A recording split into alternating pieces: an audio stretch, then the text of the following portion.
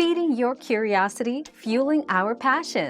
Let's satisfy our quest for knowledge with today's question.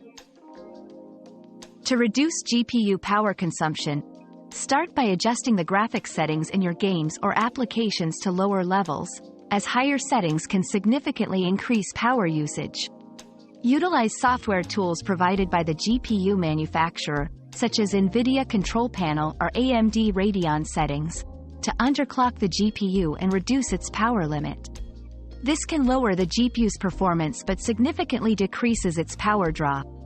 Additionally, enabling frame rate caps can prevent the GPU from working harder than necessary, further reducing power consumption. Remember, keeping your GPU drivers up to date can also enhance efficiency. Your daily dose of discovery ends here, but the journey of learning never stops. Subscribe and join us again for more answers tomorrow.